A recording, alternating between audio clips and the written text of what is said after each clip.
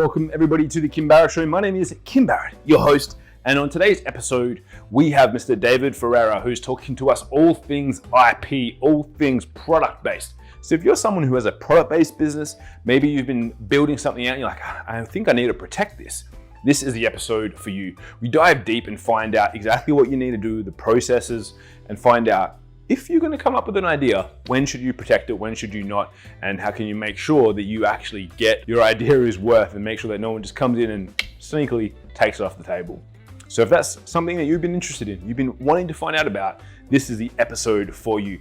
And of course, if we can ever help you with your marketing of maybe your product or idea, head over to marketingmogul.com.au. We've got some case studies and templates that you can take and use straight away to help you improve and grow your business. But until then, let's jump into the show.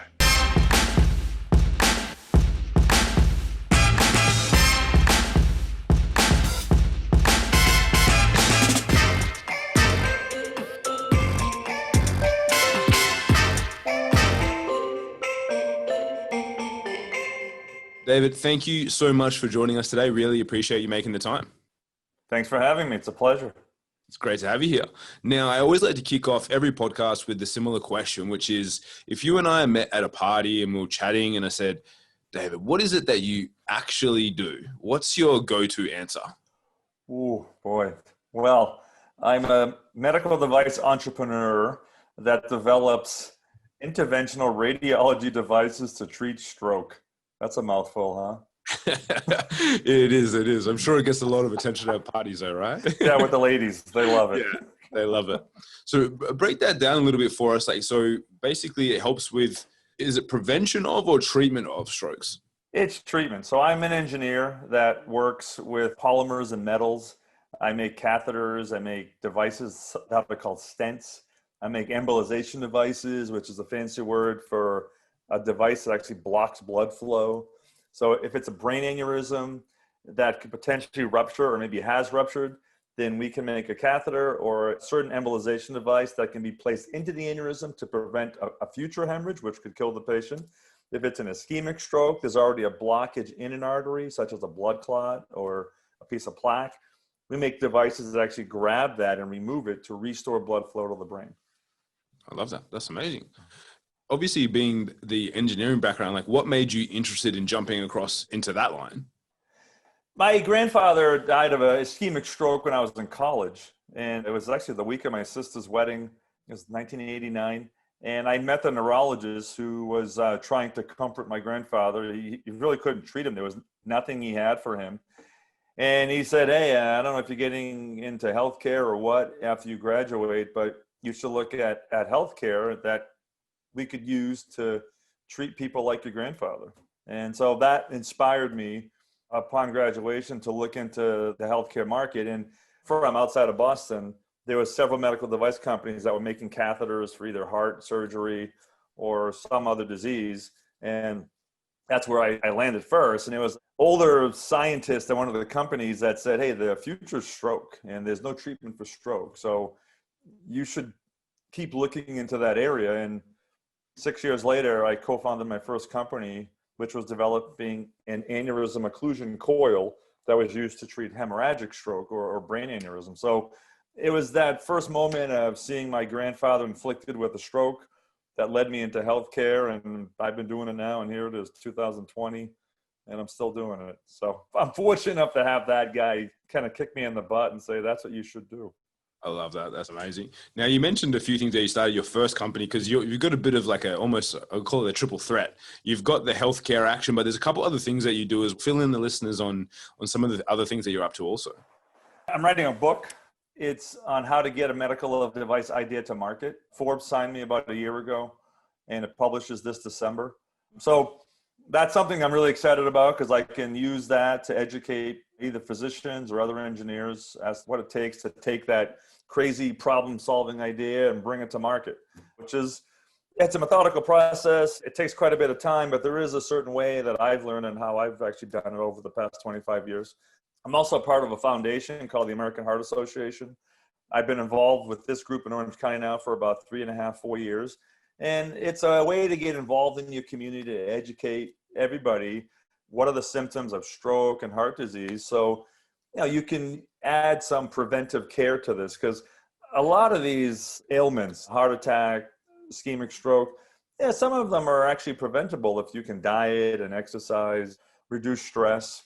A lot of us don't take care to do, but you'd be amazed. You just walked 30 minutes a day, not even ran. If you ate properly, ate some fruits and vegetables and reduced meat, reduced alcohol, if you were around family and friends, all those stress reducers could just make you so much more healthy and prolong your life. So I'm able to work on all those sides. I can be an educator and teaching people how to do what I do. I can educate the community on how to become healthier and have less stress in their life. And then I can work with the physicians and help to understand the problems they have and hopefully design a device and bring it to market to help them help their patients. That's amazing. I think, as you said, there's all those sides. So you really get to help, every side of health, being the preventative, the care, and the physicians in the middle that are treating everything. So I think that's really cool. I do want to skip back though to the book, because you mentioned just casually in passing that you got signed by Forbes. How did that come about? What was involved with that in the midst of trying to write a book myself at the moment? With one of our clients helps people write books. So I'm going through their process, but yeah, how did that come about? It wasn't my idea, I got to tell you. A friend of mine, Oren Klaff, who's also an author, he wrote Pitch Anything and Flip the Script. He's an investment banker. I met him during the process of my last company being acquired. We got to know each other. Our youngest kids are the same age. And we'd have some beers, chat about things. And we kind of chat about our life stories. And he's like, man, you should write a book. I'm like, who wants to hear what I have to say? He's like, no, the process of what you do and all the stories that you have to show how you made failures, you made successes, the entrepreneurial lifestyle that you have, but it's a teaching book. And that sounds intriguing. I guess it could be part therapy and actually part education. So he introduced me to his ghostwriter, because as technical as I am, I'm definitely not a literary whiz. So I met his ghostwriter, and her process was, let's talk every Sunday for a few months. I'll give you some homework and I'll write some actual chapter summaries. I'll submit that to a few publishing houses, which she did. And one of them was Forbes. And lo and behold, Forbes has many authors, but they didn't have any authors that were part of the medical device business. So they saw that as a way for them to kind of pivot and get into an area that they weren't involved with. And I was thinking, yeah, Forbes, wow. I mean, that would be great to have on the front of my book. So we signed a contract, and that was roughly 18 months ago. So over 18 months, we wrote the book. It's about 55,000 words. It's about 250 pages. And we submitted the final manuscript to Forbes about 3 months ago. My ghostwriter, Bev West, did a fantastic job. The editorial staff at Forbes said, this is ready for publication.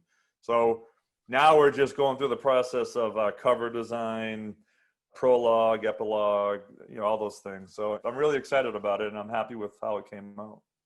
Awesome. Is there a long-term goal then behind the book? Obviously, you mentioned to kind of share more with other people so they can hopefully emulate some of the processes that you've been able to put in there. Is there anything kind of longer term than that on the back of the book? Yeah, I'd like to teach, especially during the pandemic days, right? I mean, there's been lots of layoffs and people aren't going to work. If we can create more entrepreneurs, more creators, people that aren't relying upon the big business. I mean, we obviously need the big business, but I think in the United States, 85% of people work for small businesses. So if we can promote, problem solving, idea creation, and I can show people, hey, if a guy like me can do it from Central Massachusetts, start companies, raise money, build teams, then that's the end goal. So, this may become a second or a third book, but after this first book, the goal is to get out there and speak and teach and create a lot of entrepreneurs. And if we can do that, then we'll be a lot better off. And you mentioned in there, starting businesses, raising capital, businesses being acquired. When you go into your businesses, when you've started some of them, was that your goal? Were you like, cool, I want to raise capital, grow, and then eventually get them acquired? Or like, what was the thought process in there for you as growing some of those businesses? Yeah, the initial process is to really create a good product, a good service that makes meaning.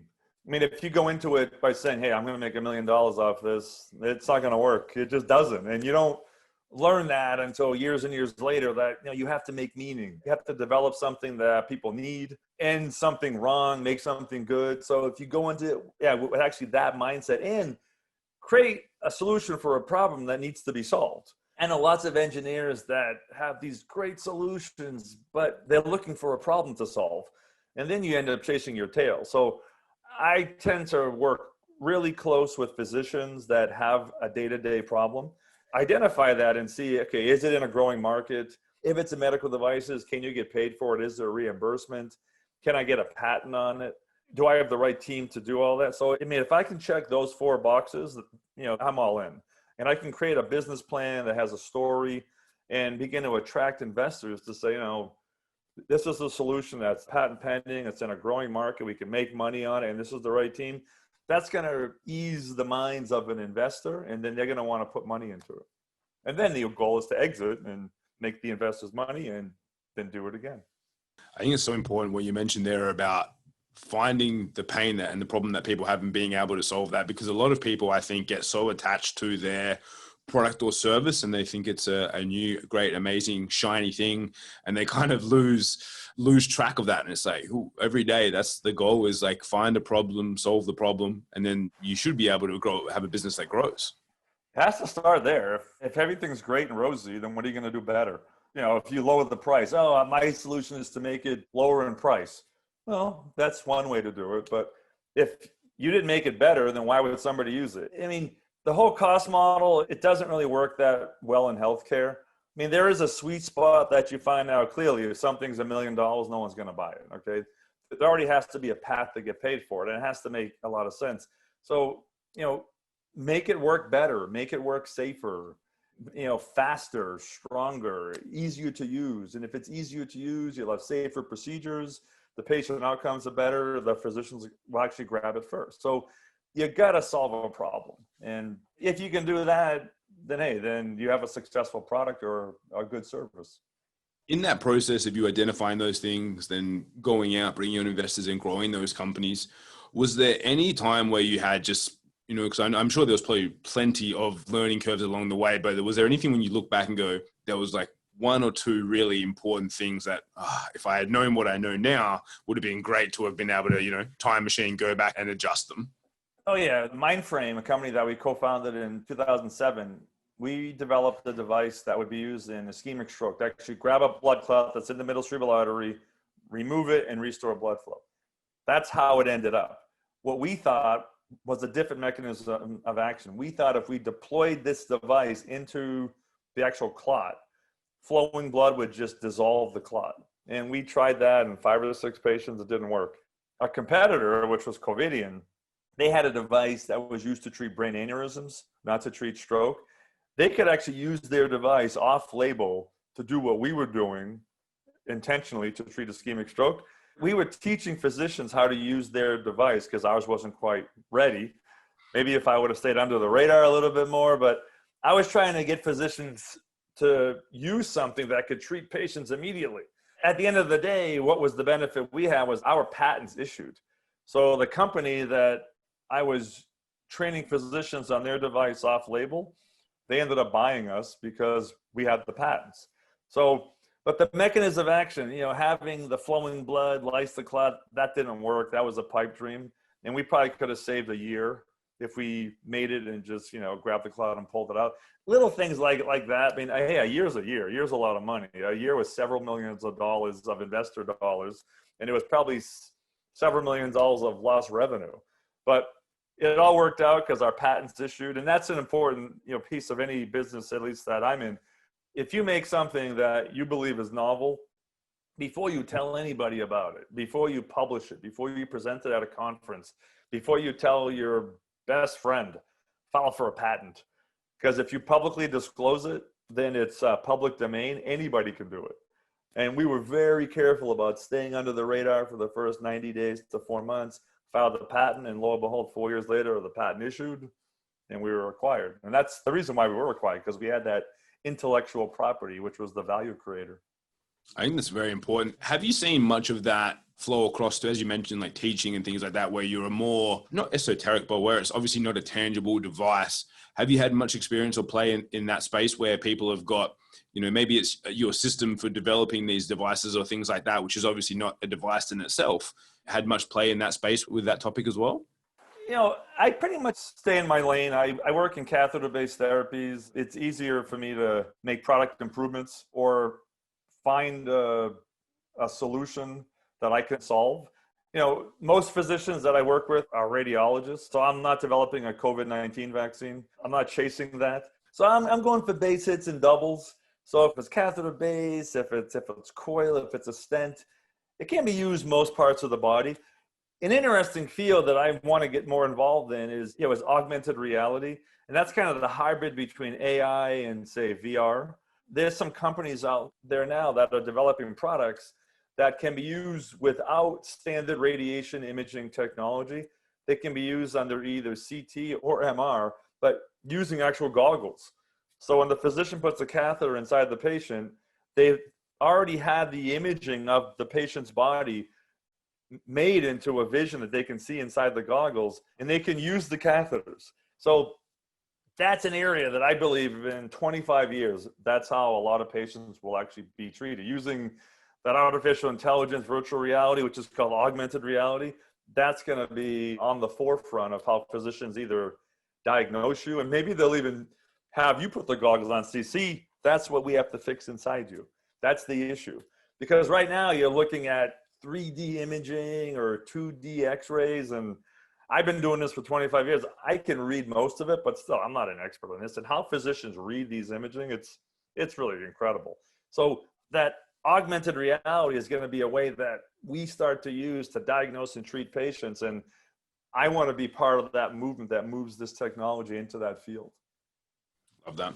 And just going back a sec, you mentioned obviously like with patents, how different? So if someone goes out, and obviously, I mean, it must be fairly different for that other company that had to acquire you guys, but how different does someone's device need to be for them to be able to go, we can use it without infringing on your patent? Well, there's rules of novelty, or what's called non-obviousness. And these are terms created by the Patent and Trademark Office, right?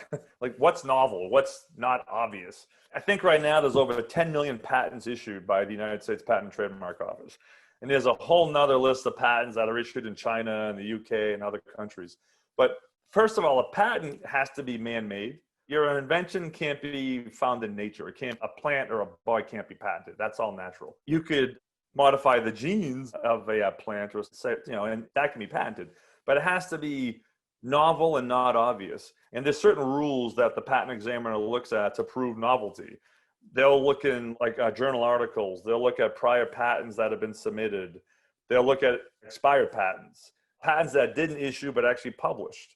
So sometimes someone files for a patent and it didn't meet the level of novelty or non-obviousness by the examiner.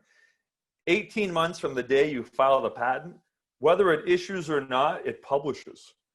So that's also prior art or public domain. So when you think you have this great novel solution, you need to do your own patentability search, and you may find something that didn't actually issue, maybe because the person filing it just abandoned it. They ran out of money, but now anybody can practice it.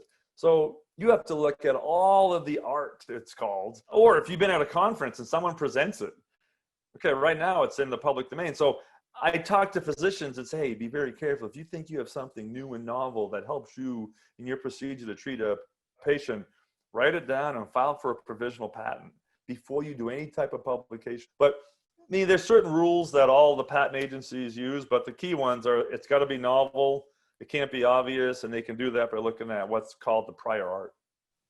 Great insights. I think that's the most important one you probably mentioned there a few times is, just don't go sharing stuff before you get it all sussed out, because I'm sure that would be pretty painful. I think was it the guy, I remember watching a movie once about I think it was the guy that invented the windshield wipers. Oh yeah. And he went around talking about it, and then they went and took it from him and patented it. And like every time I think of a product now, I always remember that story.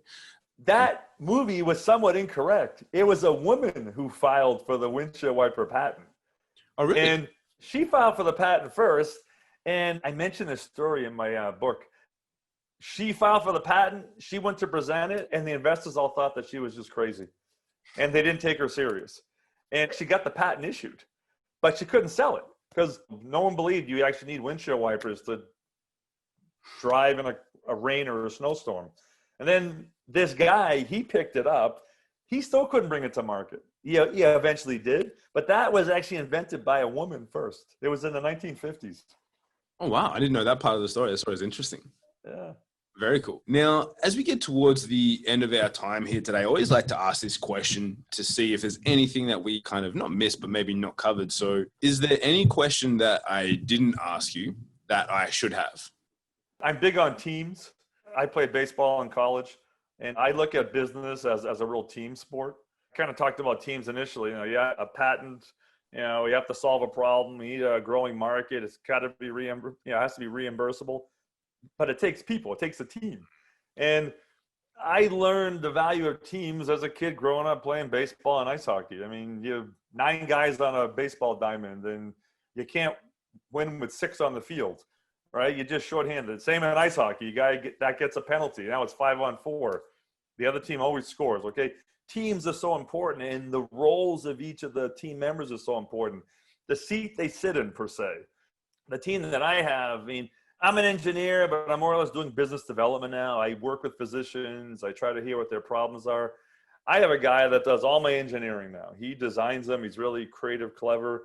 We have another guy that does all of our regulatory and quality work. He gets the products approved through CE Mark, through the FDA, approved in Australia. I have another guy that does all the manufacturing. So we have a very complementary team.